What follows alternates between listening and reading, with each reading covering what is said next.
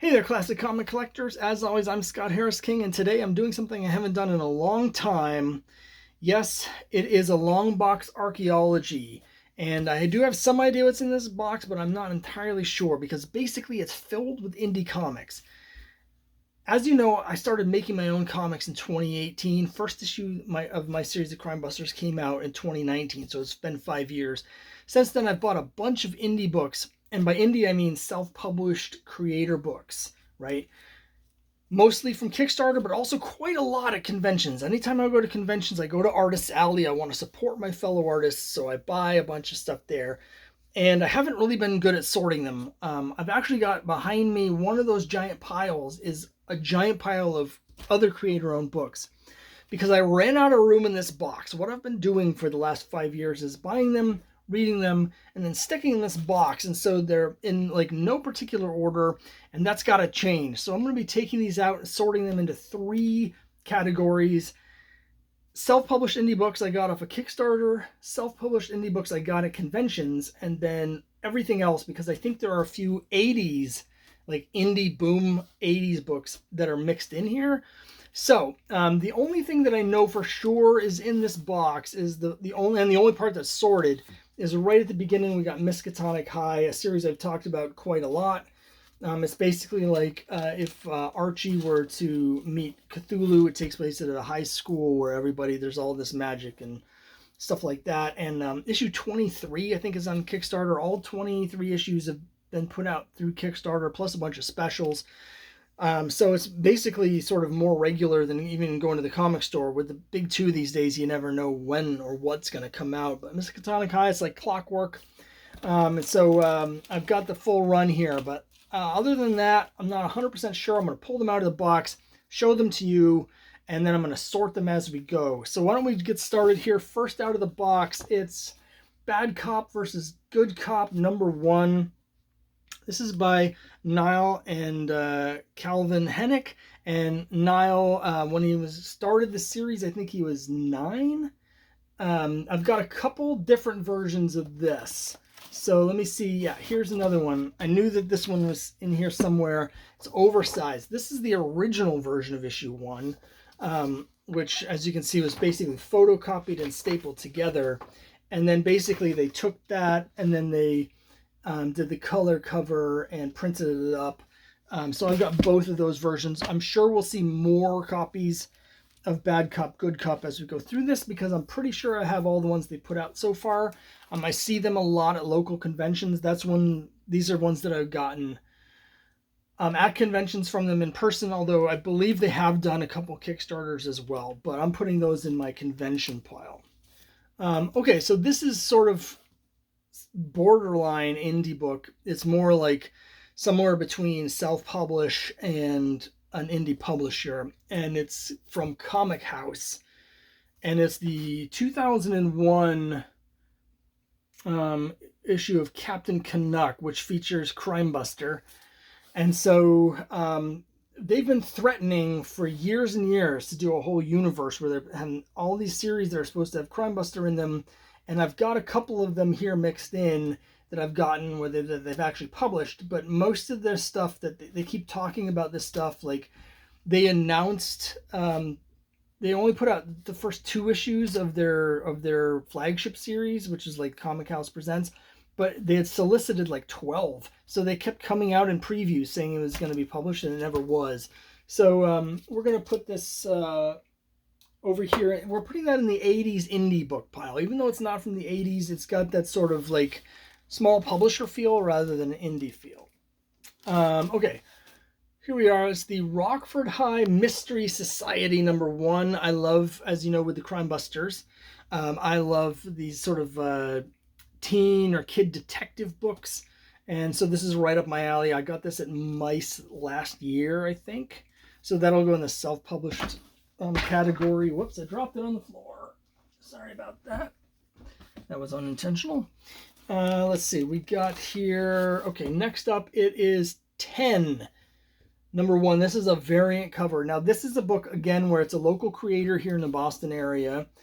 And so I've seen them at conventions. I've gotten this, I think, a couple other things from them too, but they also do them on Kickstarter. So I'm putting them in my books that I got locally collection. It's kind of a gray area. Like, should I put them in the Kickstarter? Because they're creators that do go on Kickstarter. Hard to say, but for now I'm going to put it in the self-published. Okay, well, next up we've got something cool, and it is Boston Powers number 2 and number 4. Now, I've got the whole set of Boston Powers. There have been 6 issues so far. This is a series that's put out by the Boston Comics Roundtable, which I'm a member of. It's local. It's like a collective of local indie comic creators here in the Boston area. And this is an anthology they do. It's kids superhero books for kids. And all the stories are set in Massachusetts and in Boston. And so I have stories in issue 1 and 5, I think. So I got all the rest of them, so I have the full set. So here's issues 2 and 4. So I don't know. Hopefully we'll run into the rest of them here somewhere. Actually, mine might be in issue 3 and 5. So somewhere I've got the rest of them. I definitely have copies of my own issues that I've done, but I've got the rest of them too. Here's a really cool one I got at Mice a couple years ago. It's called Comic Book. I just really like the cover and the design of it. And again, with the Boston Powers, I should mention again, that was also something that they did on Kickstarter to fund the printing, but it was coming out anyway, so I'm not putting that in my Kickstarter book. These are all going in sort of my local indie collector book. Now, you guys know how much I love romance comics, so I got this series off of Kickstarter. It's Love University numbers 1 through 4. You know, I thought it was fine. The concept is basically this, it's a very sort of today sort of concept. It feels very CW or whatever, because it's about like a college age woman who discovers that actually she's actually a Cupid, and so she's brought into this mysterious world where she's taken to a school to learn how to become Cupid, and then there's all this, like, you know, there's different gods involved and stuff, so it's very like Percy Jackson or Harry Potter sort of thing, but with Cupid. I'm putting this in my Kickstarter pile because I got these off of Kickstarter, and I was a little frustrated, I gotta say. I got issue 1 off of Kickstarter, and then when I went back later to get the rest of them, they only had the option of either getting the new issue, which was 4, or the entire set. So I have 2 copies of issue 1. I might have already given away the other copy of issue 1, but we'll see. If I find it in here as we're going, then it'll definitely be going in my pile of stuff to give away. We've got a couple things in here that are oversized, so let me pull those out. You can know how much I hate books that are not standard size, because you can't, as an old collector like me, it's hard to find somewhere to put them. But here's one called Mobius. I don't remember getting this book, so I'm afraid I can't really talk too much about it.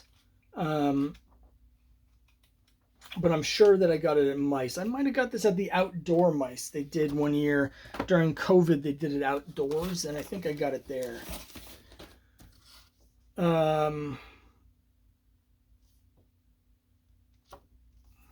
This is called We Are Indeed a Knitting Circle. It's a giant oversized book. And, okay, this is an odd category. During COVID, you couldn't really get to the conventions and stuff, and I really like supporting Artist Alley. So actually what I did is I went on Etsy, and I bought a bunch of indie books off of Etsy. And so we're going to put this isn't going to go in the Kickstarter category. I want to have a separate category for books I got on Kickstarter.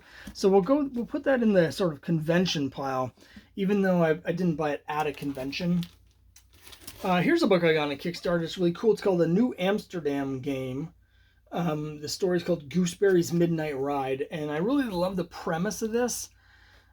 Basically, you can see this is the superhero Gooseberry, and basically it's like, what if there was sort of a vigilante, a Batman-esque sort of vigilante superhero in New York City during the American Revolution. So it's set in like 1776 or 1777, and it's basically this vigilante who's sort of fighting against the British occupiers in New York. So I love the concept of this.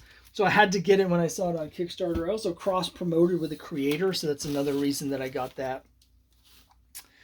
Now here's a series I've talked a lot about and I've showed off a lot, but I'll do it again here. These are in no particular order, I see.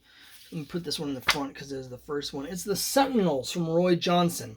Now I'll just be real quick because I have talked a lot about the Sentinels. I think I might have even done a whole video sort of spotlighting the Sentinels. But basically the idea is it uses a bunch of public domain Golden Age heroes plus some of Roy, the creator Roy's own new creations.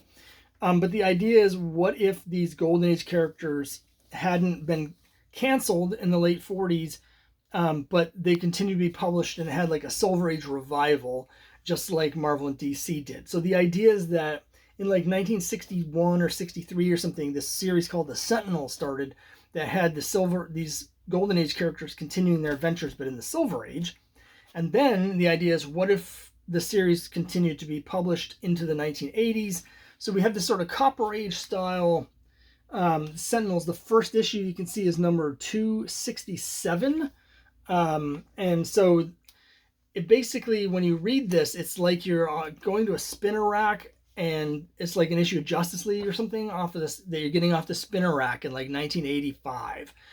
And there's a whole universe and a whole history of like 20 years or 25 years of stories that are referenced in here. All the characters have these backstories. There's reference to back issues. There'll be like the little thing to say like, that happened in issue like 48, except for those issues obviously were never published. But I love this idea. And it's just fun sort of Bronze or Copper Age style superhero books. I actually have more of these that have arrived since the original ones. This set that I have here goes up to issue 272. Oh, it looks like I accidentally got 2 copies of 272 for some reason, but it's continued since then. So this is like 6 issues here, but I think he's up to issue 9 on this, so I do have the rest of them. So this is going to go in the Kickstarter pile. And then I'm going to set this one aside as a double, because I like when I have doubles of these indie books, I like to give them away so that people can check out these books that they otherwise probably wouldn't have seen at all. Here's an issue of Laserman. It's Laserman number 10. Now, Laserman is a local creator. I've been seeing the people that do Laserman at these shows for like 15 years, way before I started doing my own. I think I talked to, in 2009, I did some interviews with people in Artist Alley for a website that I was doing at the time, and I interviewed the creators of Laserman. So I love to see that they're still doing it. I think that's great. Another local creator, Brett Herholtz. We've got Polly and Handgraves, books 2 and 3. I do have issue 1 somewhere, so we might see that later. These are really interesting because these are written by Brett Herholtz with art by Daniel Miller. What's interesting is that Brett is also a great artist himself. His art's looks very much like gory. It's like that style. But this is a totally different style. And these are basically like 1920s sort of murder mystery books. So I see him quite a lot at local conventions, so I try and pick things up from him. So I do have the other issues of that series here somewhere. Okay, here is the Captain Midnight 100-page spectacular. I got this off of Kickstarter, and that came with a couple other books, including Commander X in Shiva 99. These were drawn by Jay Piscopo, who I worked with on Cthulhu vs. Uncle Sam. I love the 100-page giant thing up here that looks like the DC logo. I did that myself when I did my Crimebuster 80th anniversary special. I did that, and I love that. So, at the time I wanted to support Jay, so I picked those books up, and I do like books with public domain superheroes like Captain Midnight. Speaking of people that I know that I wanted to support, you can't see this cover too well because it's got these playing cards for a collectible card game inside the sleeve, but it's Pulsar from the Sentinels. This is by Van Allen Plexico, who I've known for decades now online because he ran the Avengers Assemble.net and the Avengers mailing list, which I've joined back in the mid-90s. And he has a very popular series of superhero prose books. And this was one of his first sort of forays into turning that into a comic book. Got this off a Kickstarter. So I wanted to support Van with that. So we'll put that in the Kickstarter pile. I'm having a little trouble with my box here. All right, we got Demon or Daemon, I'm not really sure, or Demon. Slayer for Hire, got this at Mice, I'm pretty sure. It's another indie book. I have read it, but I don't really remember it. So here's another gray area book for me. It's a great book. It's Isnana the Werespider, and it's absolutely terrific. I got this at Comics in Color, which is a convention for comic creators of color that they do in Boston or Jamaica Plain every year. I went there a couple years ago. I think the creator of this is from New York, but he comes up for that show. He does these on Kickstarter, and they're really big books, and it's really excellent. It's top notch. The character is sort of a superhero, but there's a lot of horror elements. He's called Isnana the Werespider, and it draws a lot of inspiration from African mythology. There's a lot of superhero and sci-fi and a lot of horror elements. So it's really good, really well done. It's a big book on Kickstarter, but again, I got it at a convention, so I'm going to put that in my convention pile for now. Here's another one of these Comic House books. This is Free Comic Book Day 2022. The previous one was 2021, and this is Equilibrium. This is hyping a big event crossover in their universe, which I don't think ever actually came out. But as you can see, they're using the Claw from Daredevil Comics, and it's got a bunch of public domain superheroes on the cover, including Crime Buster, who's down here. Now, one thing I should mention is they're called Comic House here. They rebranded themselves as Lev Gleason, who, of course, was the publisher who put out Crime Buster and Boy Comics and Daredevil and stuff like that. So they did a rebrand where their company is now called Lev Gleason, and they put out a lot of stuff using Lev Gleason characters. And by put out a lot of stuff, I mean they announced a lot of stuff. They did put out a book, which was a biography of Lev Gleason himself, and that was excellent. So that was great. But yeah, it's just this is sort of like the issue 0 of a crossover that I don't think ever actually came out. I got some tape, some books stuck together here. Okay, we got Lovecraft PI. So this is a really well done, popular series on Kickstarter. Again, a local author, so I didn't get this on Kickstarter. I got it at a convention from him. So I'm going to have to do some thinking about how I want to sort this. But it's basically like a 1930s detective, like a crime noir sort of story, but it's set in the Lovecraft world. So he's investigating all these supernatural mysteries. So of course I love it. They did a crossover with Lovecraft PI and Miskatonic High, and it's very well done. This is a trade that I don't know if it collected a mini-series or if it was done as a trade, but it's really good. Here's Charlie's Spot #1. I have the whole series. I got this from George, the creator, at Wicked Comic Con, but I've also cross-promoted with him on Kickstarter. Interestingly, the other 3 issues of this I actually got at a comic book store. So this one's all over the map in terms of how I'm going to sort it. But for now, I'm putting it in the I bought it at a convention pile. Here's one of everybody's favorites. It's Mangull #1. Same convention. I got this at Wicked Comic Con a couple years ago. Everybody knows about Mangull if you've watched my previous videos. It's about a seagull who takes revenge on the destruction of the environment by pecking off someone's arms and then fusing them to his body, and then he flies around murdering humans. And it's absolutely amazing. Issue 2 I didn't like quite as much, but issue 1 is great. Another book from that show, Girls Steal. This has a really interesting color palette and printing style, which is very different from my own aesthetic, which is one of the reasons I liked it. Here's another issue of Bad Cop versus Good Cop from Calvin and Niall Hennick. This is issue 2. I kind of like their interesting cover design where they have the logo in the middle and then the characters above and below. Reminds me of New Gods #2. Here's Eplis #2, another convention purchase. It's got sort of a cartoony, very colorful for kids sort of sci-fi thing that was really cool. Ace Chicken Space Chicken. This is a book that's put out by Rubber Chicken Comics. They're in Bellingham. And I see these guys at a lot of shows.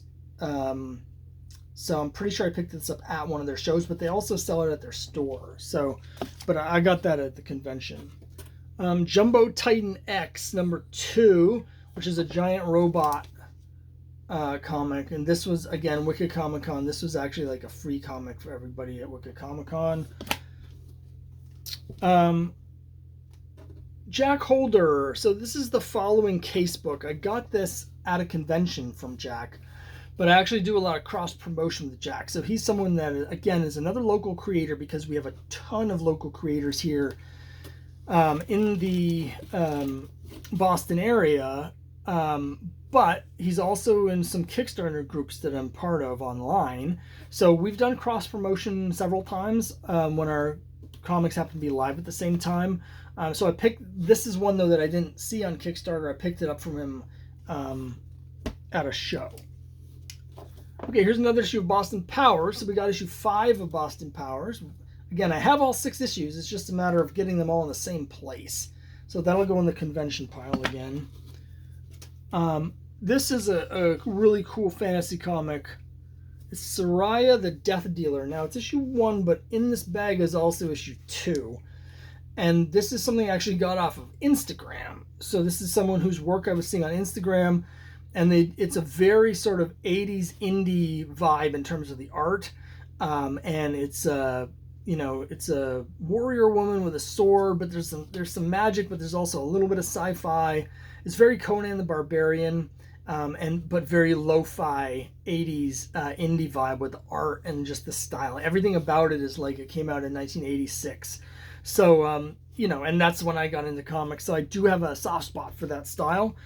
So again, I'm going to put that in my convention pile, even though I bought it online. Adventures of a System Admin, Back to Business #5, another comic that I got at the Comics in Color convention, and it was really good, actually. I say that like I'm surprised, but quality varies, and plus there's just individual tastes. So when you get this many indie creator books, you're gonna have all sorts of experiences. But this is one where I was like, hey, this is actually pretty good. Okay, here's Wilder numbers 1, 2, 3, and 4. I got these online off of Etsy, and I just really like the art style. I love the colors. It's got almost a little bit of a watercolory feel to it. It's got a very sort of cool 90s vibe to this cover in particular. But like, here's issue 1. So this was, again, I went on a spree during COVID to try and support creators who, since I couldn't get the shows, and I bought a bunch of stuff off of Etsy, and that's where I ended up getting these. So we're gonna put these in my convention pile. Here's the Lucky Ones. Whoops. The Lucky Ones. Mary Dumas, another local creator, another person that I've cross-promoted with on Kickstarter. I bought this from her at a convention. She has an interesting It's a World War II story about a gay soldier. So it's a sort of a different look at World War II than we're used to. She has an interesting strategy at the conventions. Like she had the first issue available and then the trade. So it's basically like if you like the first issue, you get the trade. But since I had the first issue, I wanted to get the other floppies. I don't know. I'm not really criticizing, but that's the reason I only have issue 1. Is since I already had it, I didn't want to get the trade. Here's the Great Cyclopean number 2. So I think he's got 7 issues out of this series. There's a previous version that I have a couple copies of as well. I don't have all 7 of them, but at the last show I got issues 4 and 5. So I'm up to issue 5. I'm seeing them again. This is Chris Tamulovich. He and his wife put on a convention. His wife Diana. They put on a show, local library convention in Athol in October. It's the first Saturday in October, so if you're around, I'll be there. And I've already promised them I'm going to be getting issues 6 and 7 from them at that show. Here's a Wasteland. Inchworm number 1 is another book that I bought at Comics in Color. Dracian, Chapter 1, The Distant Tower. This is a fantasy book. It's by G.M. Abreu. I did a show with them. We split a table. They're in the Boston Comics Roundtable, where we went way up to Vermont, northern Vermont, to do a convention. And this is sort of like, it's a fantasy book that involves like a llama unicorn and a dragon, and it says it's chapter 1. I haven't seen them put out the next chapters, but it's possible I just haven't been at the right shows. Okay, here's a couple issues of the Underburbs. It's issues 6 and 9.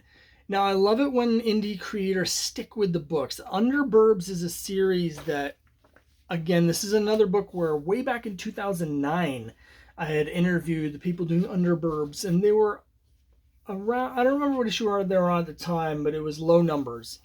But they're up past issue 20 now, so it's been like 15 years. They're still putting these books out. They're local creators, so I do see them at local shows now and again. And they've been around long enough that there's a fair number of these out there. So some of these books I got from them at conventions in person, but there's several issues of Underburbs that I have somewhere that I've actually picked up at comic book stores or even at antique stores or like flea markets and stuff like that. So I don't have the full run yet, but I've got quite a few of those. And here's another issue of Pauline Hargraves. It's issue 4. Still haven't found issue 1, but I'm sure it's here somewhere. I think 4 is as far as they've done on this series. Okay, we got Devil's Reign numbers 1 and 2. I have no memory of getting these. I've been doing pretty well about remembering all the previous ones. I don't remember these. So, but let me skip to the next one. Here's Road to Valhalla, which is a very violent fantasy comic with a cool cover. I definitely got this at Springfield Comic-Con, so I'm assuming I got Devil's Reign there as well, which looks like it's quite well put together. Looks well drawn. I like the design, because I definitely got this next book there as well, which is Nightmare Patrol number 1. A lot of horror and stuff, and violence, which I'm actually in this particular pile of comics, which I'm not a huge fan of, but they look good, and I want to support my fellow creators. I do like fantasy stuff, so here's Legends of Lys, issues 1 and 2. This I got at Leominster, Plastic City, several years ago now, maybe 4 years ago. And I've seen him at other shows since then, and I haven't caught up. I need to figure out. Now, this says issues 1 and 2. I think he redid this as a color edition because this one's in black and white. But it's a cool fantasy comic, and I know he's done more issues of this, so I need to catch up on that.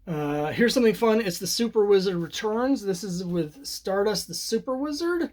And on the back, there's a Phantoma drawing. So these are sort of very popular, really weird offbeat Golden Age characters. So it's really cool to see someone at a convention that's doing these books. Again, I really like the Golden Age stuff. Pope Hats, number 6. Hartley Lynn got this back in mice way back when I first started. I think this was from 2018. And he's done several issues of Pope Hats. Again, really well done. Yeah, these are books that I got a long time ago. It's Infinite Wheat Paste issue 2, another mice book. All right, I mentioned that Chris Tamulovich does the Great Cyclopean had done previous books. This is called Hero Shack, which is the name of his company, Sandbox number 4, and this has the Great Cyclopean in it. It's interesting when I go and when you read the Great Cyclopean, the current series, I'm not sure what the continuity is, if there is any, but this was the first thing that I got from him.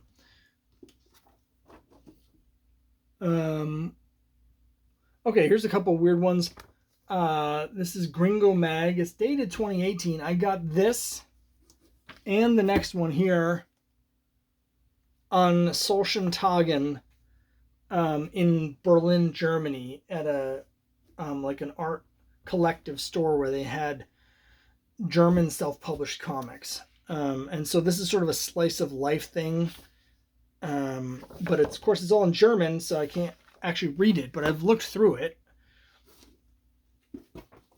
Underburbs, number 11.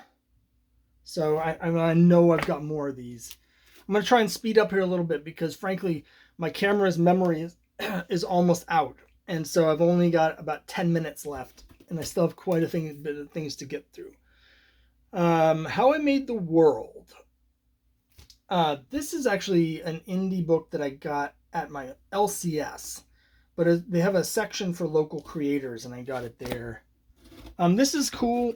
This is going to go in my 80s book, even though it's actually from the late 60s and early 70s, because it's a collection of Grass Green's Zalcor the Human Cat. And this is a series that he was doing in fanzines and stuff back in, again, the late 60s, early 70s. The art's actually really excellent. I have to say I haven't actually read it, but it's really well done. It's really well done. So I got this in a dollar bin, which is cover price $10, and I'm really happy to have that. I should read that at some point.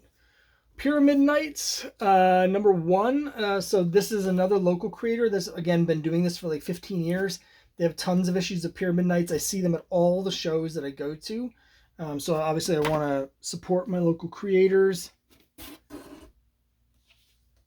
Red Flag. Another local creator. Like the cover quite a lot. It's got a cool sci-fi story. Here's a really fun one, The Legend of Beard Fist. These are more books that I got at Mice back in 2018. So this is a really fun story about a legendary figure like Paul Bunyan, but his beard can turn into a giant fist and he can punch people with his beard. Metal Quest, which is a fantasy comic with like heavy metal overtones.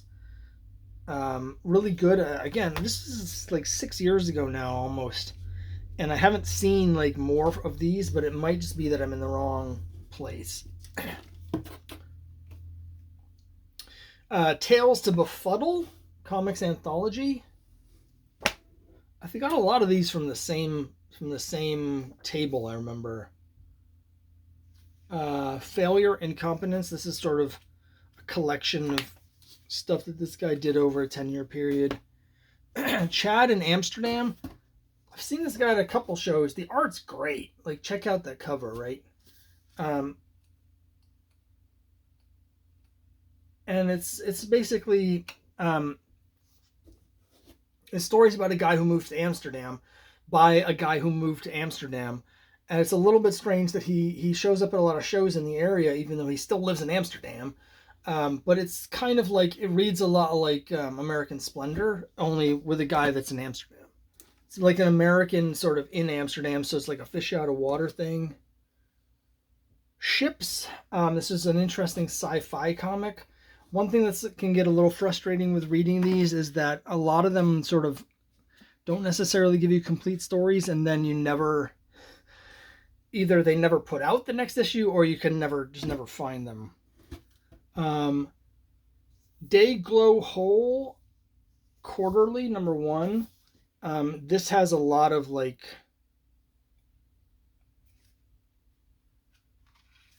vibrant colors and stuff that I like. I'm hesitant to show the interior. There might be some adult content. But it's got like, it's sort of this style of cartooning with bright colors. John L. Sullivan, Boston Strong Boy in Space. I love this sort of thing. It's about the famous 19th century boxer John Sullivan, but he's ends up in space fighting, boxing with aliens and stuff. Let's see, another issue of Underburbs. This one's 18. I can't wait to get all these together and figure out how many issues of Underburbs I have. Blue Moon. There's a lot of these indie books that have like really good covers. It's not to say the interiors aren't good or interesting as well, but I really love the design aesthetic of a lot of these.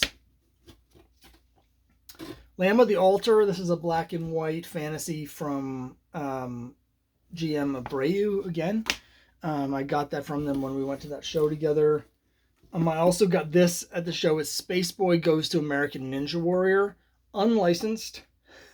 But this was like an 8-year-old or a 7-year-old that had drawn these, so it was a lot of fun. I bought it from him at the show. Holiday Mountain Madness. I got this at Plastic City in 2019, I think. Just some really good art by Greg Giordano. Mike Wagoner does a lot of indie public domain characters. So this is Beetle Girl. This is Nerd Nation Presents Beetle Girl #4, but there's a whole Beetle Girl series. This company has put out like tons and tons of public domain superhero books featuring characters like Beetle Girl, like quite a lot actually, but this is the only one that I have. Juvenile Diversion #1. I do have, my wife bought the whole series and I thought I did too. This is by Heather Farrington, who I met up in Vermont. She did the cover of one of the variant covers for Crime Busters #2 for me, and it's really great. And she did this series, and she has a very Archie style. It's kind of like set in the 80s, and it's got a little bit of Archie and a little bit of like Gem in it. So it's a really cool series. Another one from Mike Wagoner. It's The Adventures of El Diablo Azul, which is a character of his that's sort of like a luchador who fights like werewolves and stuff, and he's got sort of like magic powers. It's actually really fun. I like that one quite a lot. Another one from GM Abreu that I got at one of the shows. It's Goshawks or Goshawks, I'm not sure, but it's sort of like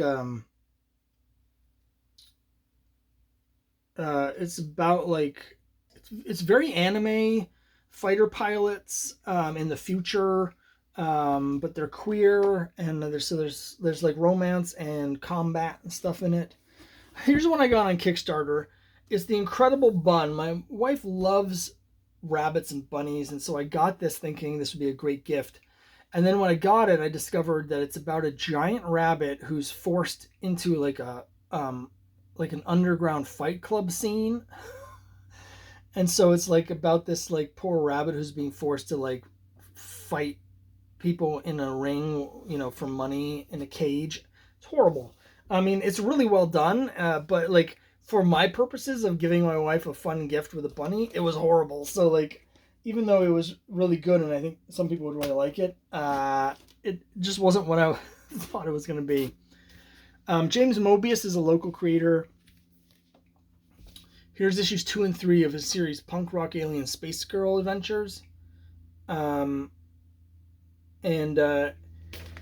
he put out 3 or 4 of these physically, and then since then he's been doing them online, and he's up to like issue 13, but I don't know if he ever actually printed any of them. He may have. Here's issue 1. I got this from him at the first mice that I went to. Almost like my battery's about to die, so I'm rushing through these last ones.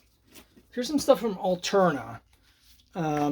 I got Mighty Mascots 1, 2, and 3 here, and I know that I have 4, 5, and 6 as well. These are about, it's like a superhero books featuring a team of cereal box mascots that are brought to life. And this is done by Keith Gleason, who runs the show at Plastic City in Leominster, so I definitely want to support him. I got those from him at Mice. Don't know where I got this from, but it's called Midnight Mystery, and it's sort of like a supernatural detective thing, and the art in this is absolutely great. But that was something where with Alterna they were like sort of at conventions, so I'm putting that in a different pile. Here's Incredible Bun number 1. Again, it's really well done. I don't mean to poop on it because it's objectively good, but subjectively not what I wanted. DSD Consuelo number 1. Now I got this at a convention. I thought it was great, and then later I backed the Kickstarter graphic novel, so I have that somewhere. So the graphic novel with the full story will go in my Kickstarter set, but this is going in my convention set unless I decide to change that. Haunting Tales of Bachelor's Grove number 1. I have no memory of where I got this from, I'm afraid. So I probably got it at a convention because it's right next to Pauline Hargrave's number 1, which I know I got at a convention. So finally I found the whole set of those. This is something I got off a Kickstarter that's really fun. It's called The Advocator Presents, and it's basically an indie self-published sort of anthology book with 3 different stories. So this is a cool book that goes in my Kickstarter pile. Underbrickers is a cool indie book that I got at Mice with some really good art. The guy who drew it is really into drawing architecture. So if you follow him on Instagram, it's like all architecture stuff. And here's several more issues of Underburbs, as promised. 7, 8, and 10. So I've almost got a bit of a run here. I think I might have 6 through 11. I can't wait to put them in order. It's so satisfying.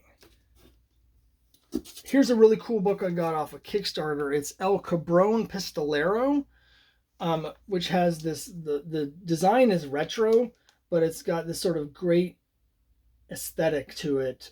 And it's about a guy in the Old West fighting magic monsters.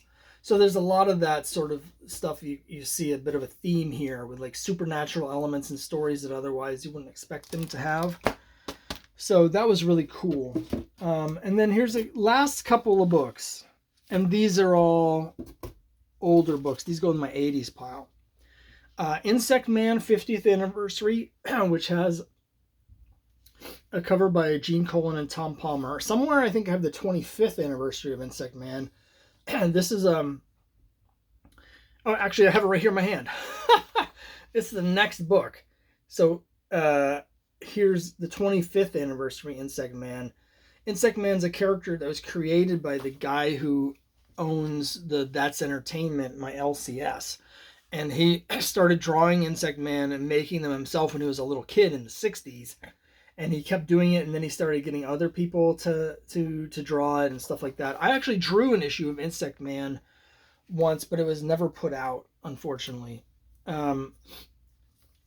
Eclipse Monthly featuring Rio. I got out of a dollar bin, so that's a cool book to have. Great art, great story. And then finally, Tales of Wonder. This is one of these. This is a very bizarre 90s Christian comic where it's drawn to look like a combination of 90s hyper aesthetic, but with sort of Kirby-esque, a lot of Kirby-esque elements.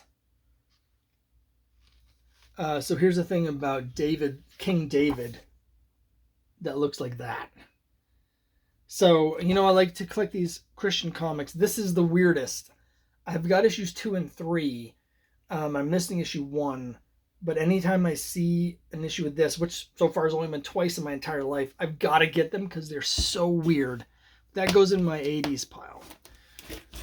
So that's it, man. A far fewer Kickstarter books than I was expecting, which is weird because I've backed over 100 Kickstarters, a lot more convention books, but I've got some sorting to do. So much fun to do this. Sorry I rushed through at the end, but the video is almost an hour long and my phone is about to die. So let me know what you think down below, and I'll see you next time.